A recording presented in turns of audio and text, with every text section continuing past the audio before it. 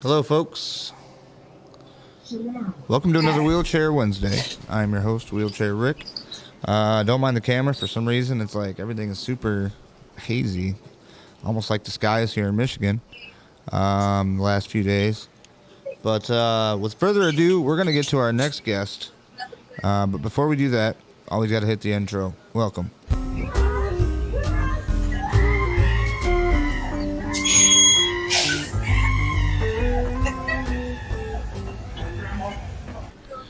All right, so today's guest, we have Miia Shapiro. What is up? How are you doing? Doing great, Rick. Now, this is, so our viewers know and our folks know at home, this is our first mobile interview. She is actually out on the town somewhere, and I believe you said Virginia, right? Or no? Yes. Yeah, that's right. Okay. And so, yeah, this is our first ever mobile interview. So that's exciting. Miia, how you doing today?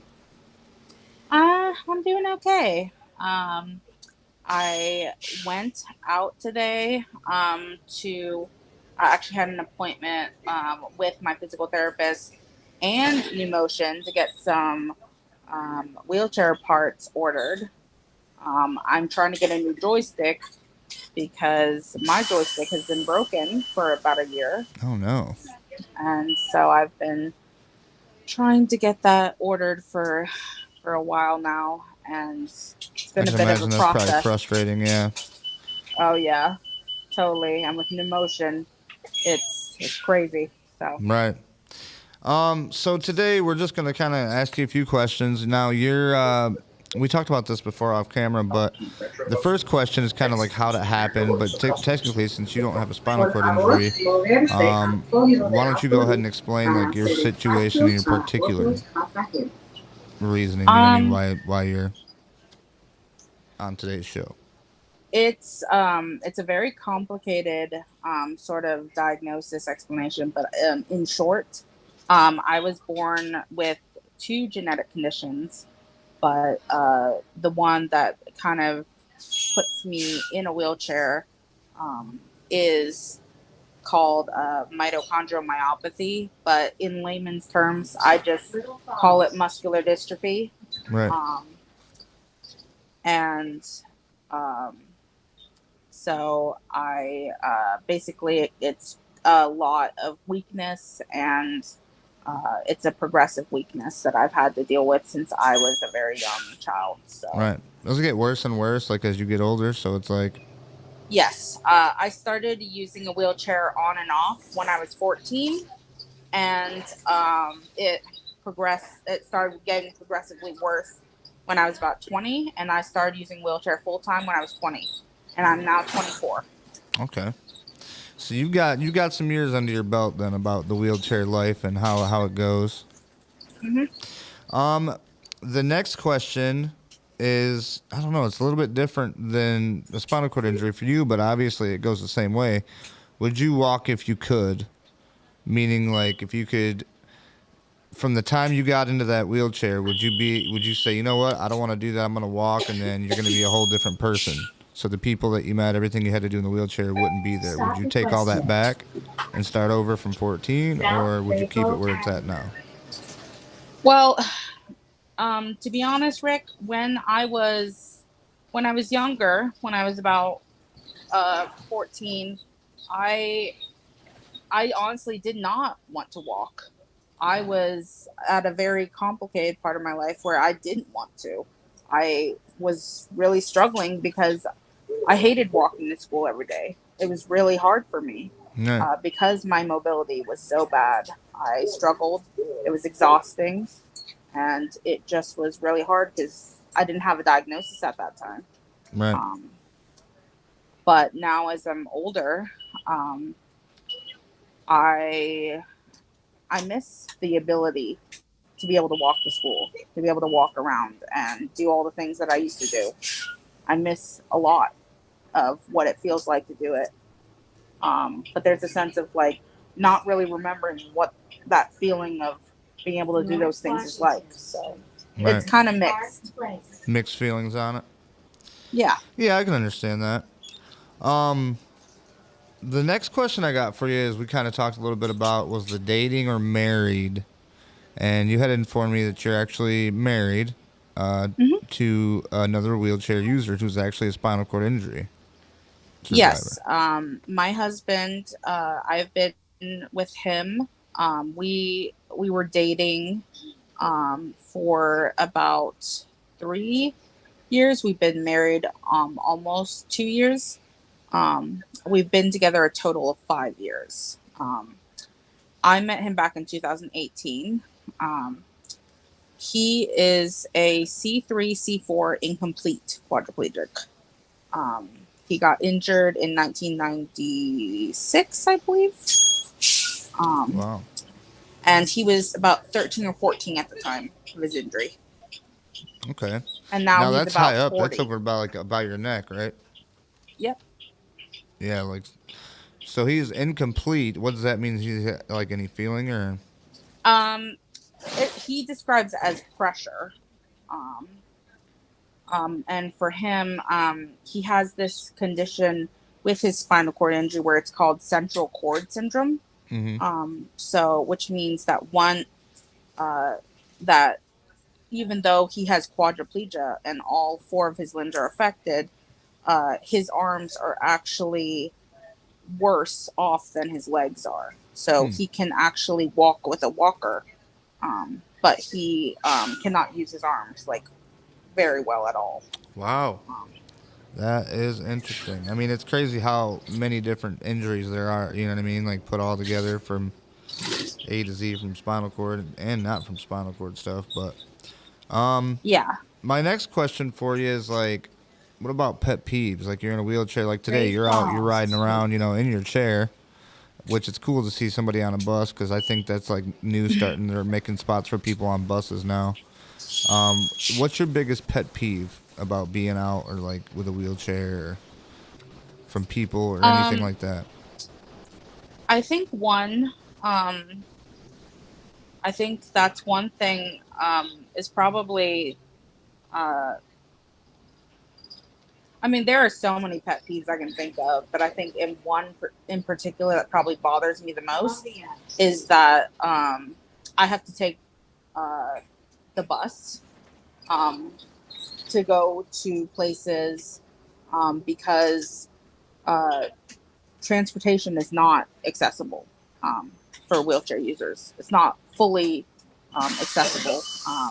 It's not to my it's not like to my access at all, like because like you need a wheelchair accessible vehicle or you need things within your reach. So your like insurance won't cover none of that for you or like help you get No, anything. I mean like here in Virginia we have and actually Maryland and DC. So in the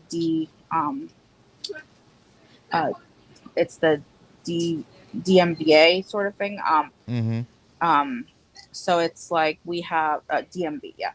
So we have this paratransit called Metro Access. So it's the accessible paratransit for set up for people with disabilities.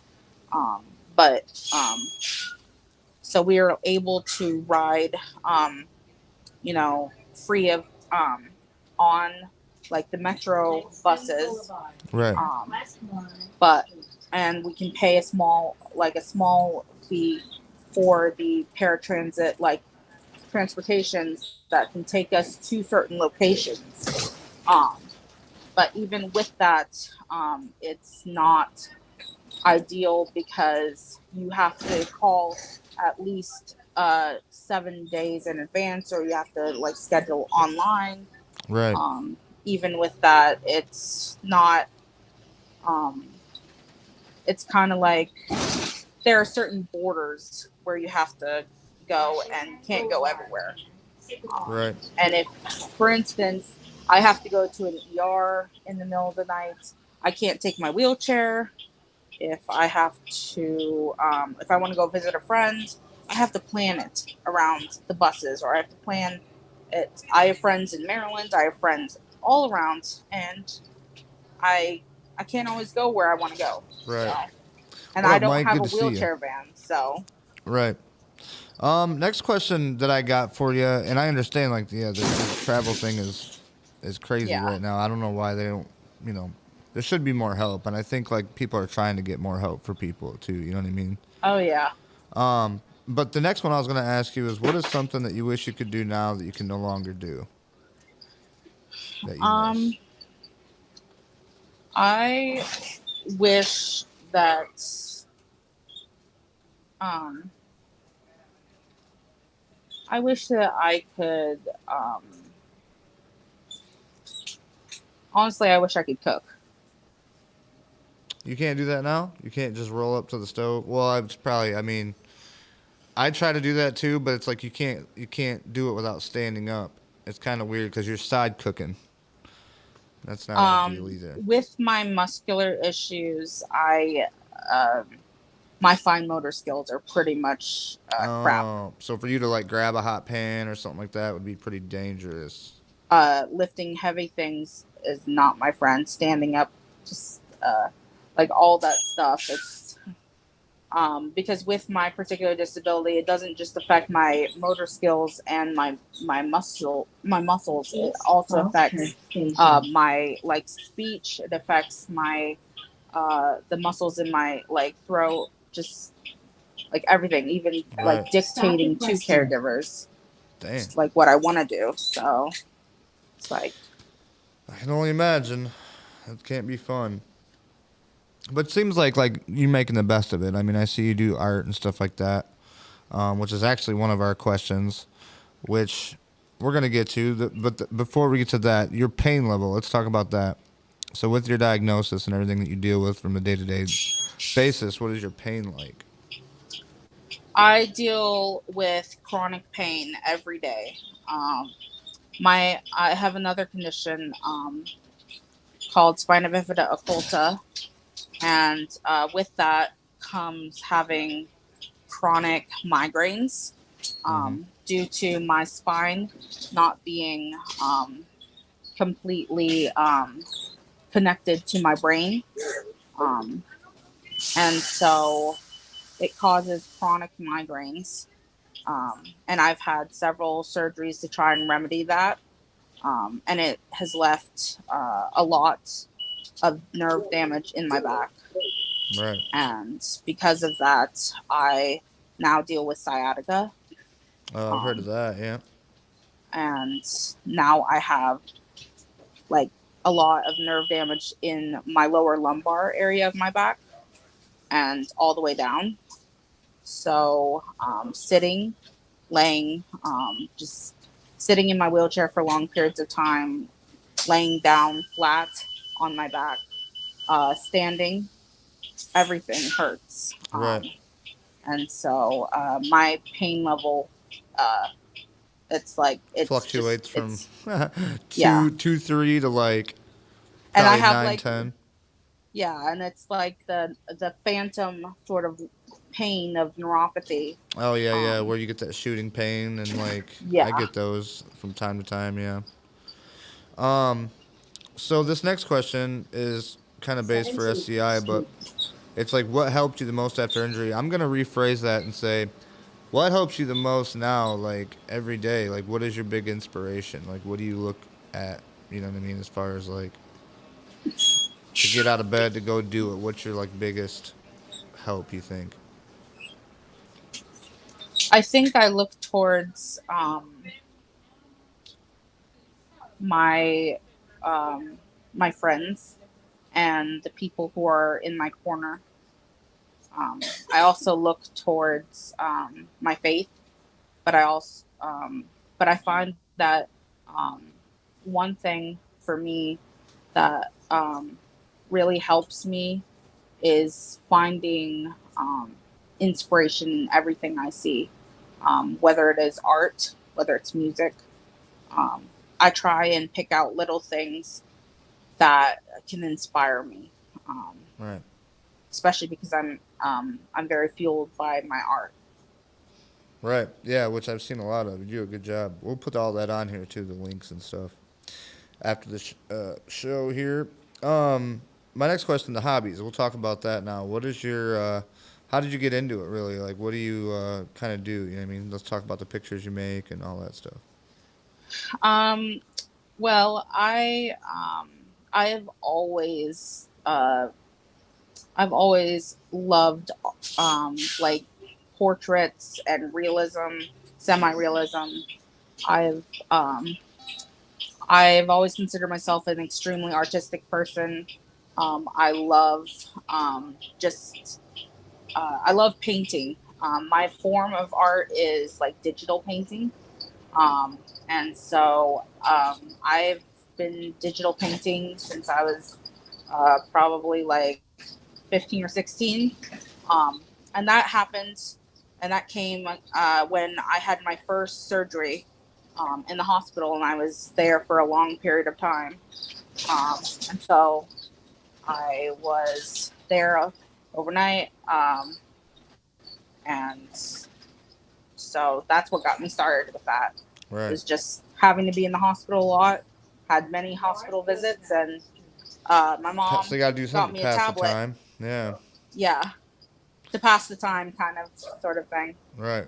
And you know, practicing a lot because I had all the time in the world, kind of, sort of thing. So it's Right. like that's what I did, and that's where I've gotten now. So Right. For sure, absolutely. Yeah, you do a good job. I've seen a few of those. Um, thank you. what do you think about travel? Like, are you a big fan of traveling, going places that are like outside the way, you know, vacationing or anything?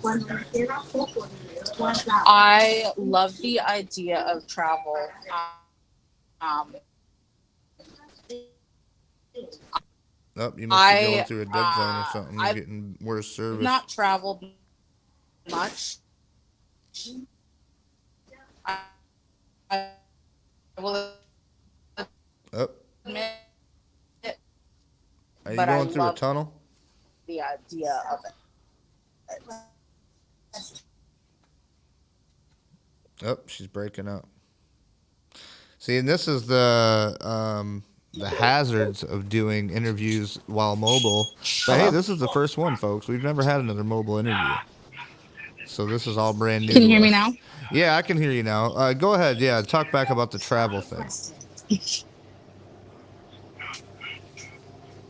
Oh, what happened? I can't hear you now. Um, well, obviously, I'm traveling while I talk about travel. Right. There's the question and Um, the action while it's going. yeah. So as I was saying, uh, yeah. So I don't. I will admit I have not traveled much in my life. But I love the idea of travel. Right. Um, I would love to travel. However, I'm a bit leery of travel at the moment due to the whole wheelchair airplane thing. Oh yeah, no, I won't do it. I'll just drive. Yeah. And I've already convinced myself there's nowhere I would rather go outside of the country. So I mean, I'm cool. You know what I mean? I'm playing it. I'm great with that. I mean, we'll go to like, you know, other states and drive around, but driving is different than being 30,000 feet in the air. Um, my last question for you for the day would be: what is your biggest piece of advice you would give to somebody newly injured or somebody that's dealing with, you know, your situation? Um,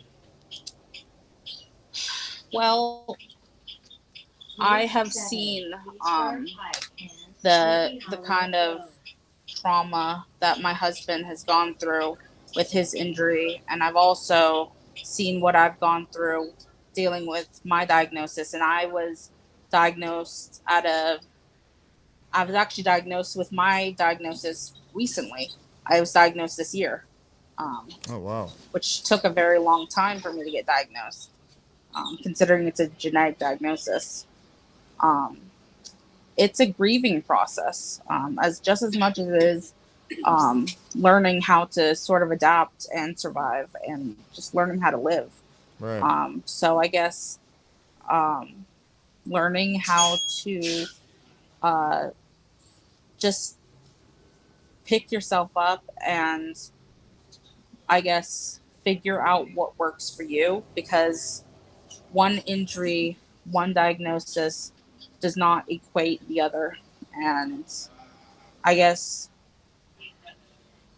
just remember that um,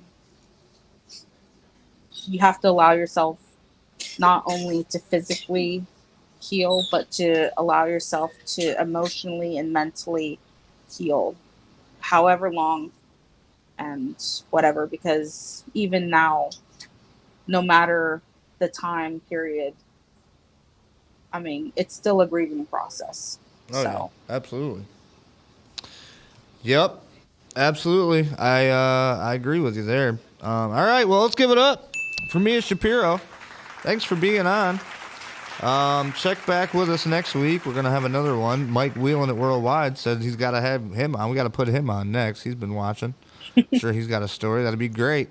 So we want to thank you, Miia, for coming on. We appreciate it. We'll put all your links and stuff at the bottom of the description once we get done and this gets wrapped up or whatever.